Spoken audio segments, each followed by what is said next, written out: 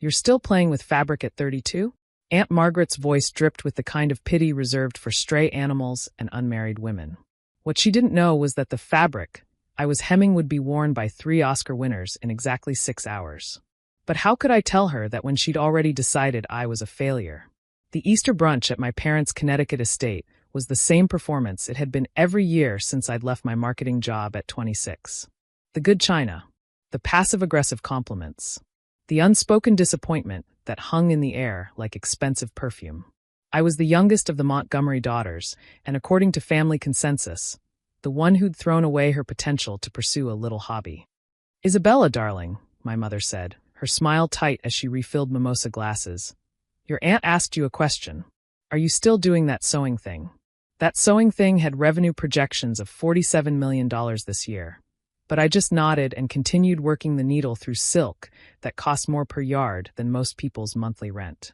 "It's actually quite sweet," my older sister Victoria chimed in. She was a corporate attorney, the family success story, with her partnership at 35 and her surgeon husband. Some women need creative outlets. Not everyone can handle high-pressure careers. I bit the inside of my cheek and focused on my stitches. The irony was almost painful. In 4 days, I'd be standing in the Carrousel du Louvre presenting my debut collection to fashion's most ruthless critics. But my family genuinely believed I spent my days making Pinterest crafts in my apartment. "You know what you should do?" my cousin Jennifer said, leaning forward with wine-bright enthusiasm. "Etsy. You could sell them on Etsy. My friend made $300 last month selling crocheted plant hangers." "That's actually a great idea," Aunt Margaret agreed, her jewelry catching the light as she gestured. "Turn your little hobby into something productive. Pin money, you know. Every woman should have her own pin money." My phone vibrated against my thigh. I ignored it. "The problem," my father said from the head of the table, his tone carrying that gentle disappointment I'd grown up with, "is that Isabella has always been more interested in fantasy than reality. Pretty things instead of practical things." Victoria nodded sympathetically. "Remember when she wanted to go to Parsons instead of Harvard? Thank God Dad talked sense into her. I'd gotten into both. Parsons had offered me a full scholarship after seeing my portfolio. But my father had said fashion school was professional suicide and insisted I get a real degree in business. So I went to Harvard, majored in marketing, and spent 4 years dying inside while everyone congratulated me on my sensible choice. Isabella did very well at Harvard," my mother said defensively, though her tone suggested she was trying to convince herself. "She had that nice job at that marketing firm." "Had being the operative word," Uncle Richard added, reaching for more ham. "What was it, Bella? 5 years at a solid company, good salary, benefits, and you just walked away? To do what, exactly?" "To build an empire, I thought." But I said nothing. My phone buzzed again. And again. I could feel it lighting up my lap like a strobe light, but I kept my hands steady on the needle. This was a test I'd perfected over 6 years. Let them talk. Let them assume. Let them condescend. The truth was so far beyond their comprehension that explaining it felt pointless. "She works from her apartment," Victoria offered, as if presenting evidence in court. "No office, no employees, no structure. It's not sustainable, Bella. You're 32. Don't you think it's time to consider something more established?" The dress I was hemming, a bias-cut silk gown in midnight blue, would be photographed by every major fashion publication in the world by this time next week. The woman wearing it had won 2 Oscars and a Golden Globe. She'd paid $200,000 for the privilege of being dressed by that new designer everyone's talking about. But to my family, I was unemployed. "I'm doing fine," I said quietly. "Fine isn't good enough," my father said, his voice taking on that edge it got when he was about to launch into a lecture. "You're a Harvard graduate, Isabella. You could be making 6 figures at any major firm. Instead, you're—" He waved his hand vaguely at my sewing. "Doing arts and crafts." My phone was vibrating continuously now. Someone was calling repeatedly. I continued stitching. "Maybe she could get back into marketing," Jennifer suggested. "My company is hiring. It's entry-level, but it's a start. $38,000 a year plus benefits. Last year, my personal income was $6.2 million. This year's projections had me crossing $9 million before December. But I just smiled politely at Jennifer's generosity. "That's kind of you," I said. "See? This is what I mean," Aunt Margaret said, turning to my mother with that conspiratorial tone that made my jaw clench. She's so passive. So unfocused. Where's the ambition? The drive? Victoria has it. Why doesn't Isabella? Because I'm spending it building something you can't see, I thought. Because I work 18-hour days in a studio you've never asked about. Because I've dressed royalty, celebrities, and billionaires' wives, but you've never once asked to see my work. Victoria leaned back in her chair, wine glass in hand, studying me with clinical detachment. I think it's fear, honestly. Bella was always the sensitive one. She's scared of real competition, real stakes. It's easier to hide behind a hobby than risk failing at something legitimate. The words hit harder than I expected. Not because they were true, but because they were so blindingly false. I'd risked everything 6 years ago. I'd walked away from security, from approval, from everything my family valued. I'd worked until my fingers bled. I'd survived on ramen and rejection. I'd heard no from every major fashion house in New York before I finally heard one yes that changed everything. But they didn't know. They'd never asked. My phone was ringing again. The vibration was loud enough now that people were starting to notice. Isabella, my mother said sharply. Your phone. It's fine, I said. It's clearly not fine, Victoria said. Someone's trying to reach you desperately. Maybe it's an emergency. I set down my sewing carefully and pulled out my phone. The screen was flooded with notifications. 17 missed calls. 43 texts. All from my assistant, Dominique. Vogue confirmed for front row. Celebrities confirmed. A-list. All of them. Runway show sold out in 12 minutes. Backstage is chaos. Where are you? Harper's Bazaar wants exclusive interview. Anna Wintour's office called again. Call me.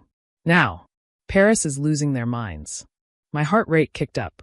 This was real. After 6 years of clawing my way up from nothing, this was actually happening. My debut at Paris Fashion Week. The moment every designer dreams of.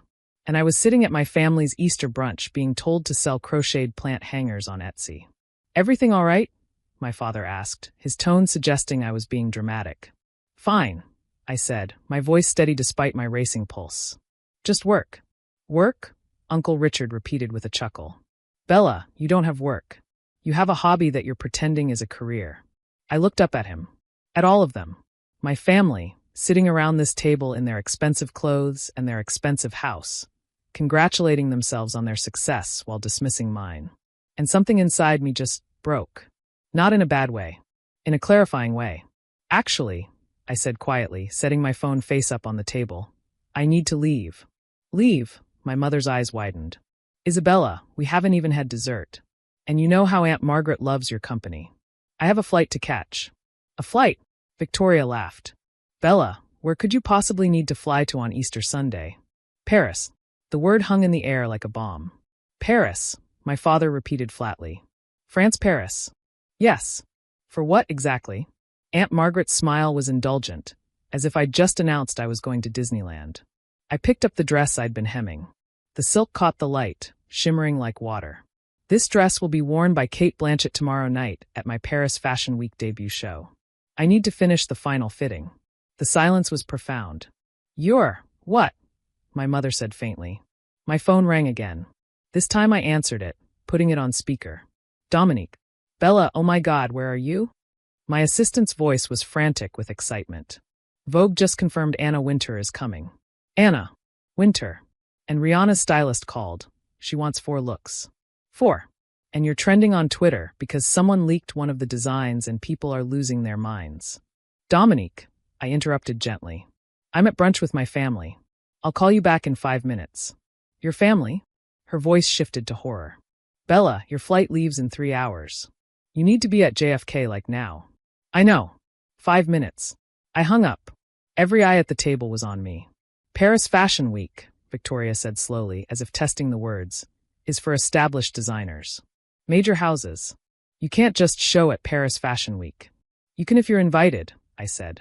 And if Chamber Syndicale de la Haute Couture approves your collection. Which they did. Unanimously. My father's face had gone pale. Isabella, what are you talking about? I pulled up my email and turned my phone so they could see. The official invitation from Paris Fashion Week. The confirmation from Vogue. The approval letter from Chamber Syndicale. The booking confirmations from the Carousel du Louvre. I've been designing under my own label for 6 years, I said quietly. Montgomery Atelier. I started in a studio apartment in Brooklyn with a single sewing machine I bought secondhand. I made dresses for friends, then friends of friends. Then someone wore one of my designs to a film premiere and a stylist noticed. That led to more celebrities. That led to investors. That led to this. Jennifer was scrolling frantically on her phone. "Oh my God," she whispered. "Montgomery Atelier is you? The designer everyone's talking about? Blake Lively wore your dress to the Met Gala." "That was last year," I confirmed. "Zendaya wore your suit to the Oscars," Jennifer continued, her voice rising. "Jennifer Lawrence, Lupita Nyong'o, Emma Stone, they've all worn your designs. There are articles about you in Vogue, Harper's Bazaar, WWD. "I know," I said simply. Aunt Margaret's mimosa glass slipped from her fingers, shattering against her plate. "Why didn't you tell us?" my mother asked, and for the first time, I heard genuine hurt in her voice. "I tried," I said. 3 years ago, I invited you all to my first major showcase in New York. You said you were busy. 2 years ago, I was featured in a New York Times profile. I sent you the link. You never mentioned reading it. Last year, when I dressed 7 actresses for awards season, I asked if you wanted to watch the red carpet coverage with me. You said fashion was trivial. The silence was crushing. You just assumed I was failing," I continued, "so I stopped trying to correct you. It was easier to let you think whatever you wanted to think than to constantly fight for your attention or approval." Victoria's face had gone red. "That's not fair, Bella. We would have supported you if we'd known you were actually successful. Would you?" I interrupted. "Because I've been successful for 4 years. I bought my own apartment in Tribeca 2 years ago. I have 12 employees. I dress some of the most famous women in the world. And not once did any of you ask about my work beyond making sure I knew how much you disapproved of it." My father opened his mouth, then closed it. I stood up, carefully folding the dress. "My show is tomorrow at 8 p.m. Paris time. That's 2 p.m. Eastern. It'll be live-streamed on Vogue's website. You're welcome to watch if you want." "Isabella, wait," my mother said, standing. "We didn't know. We should have. Asked," I finished. "You should have asked. But you didn't. And now I really do have to go, or I'll miss my flight." I grabbed my bag and walked toward the door. "Bella," Victoria called out. "I'm sorry. We're all sorry." I turned back. They looked shell-shocked, confused, smaller somehow than they had an hour ago. "I know you are," I said. "But I can't miss this moment because you're sorry. This is the biggest night of my career, and I've worked 6 years for it. So you can either watch and celebrate with me from here, or you can keep assuming I'm the family failure. Your choice." I walked out into the April sunshine, my phone already ringing with Dominique's panicked calls about travel logistics, and for the first time in 6 years, I felt completely, entirely free. The show was a triumph. Anna Wintour stood and applauded. 3 major department stores made offers before I even left the venue.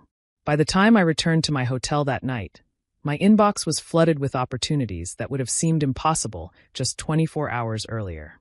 And my phone had 17 messages from my family, all variations of "we watched." "We had no idea. We're so proud." I read them in my hotel room overlooking the Eiffel Tower, still wearing the same dress I'd hemmed at brunch, and smiled. They'd finally asked. Better late than never, I supposed. But the empire I'd built? That was mine. Built in silence, born from determination, crafted from every dismissive comment they'd ever made. And I wouldn't trade a single moment of it for their approval. Not anymore.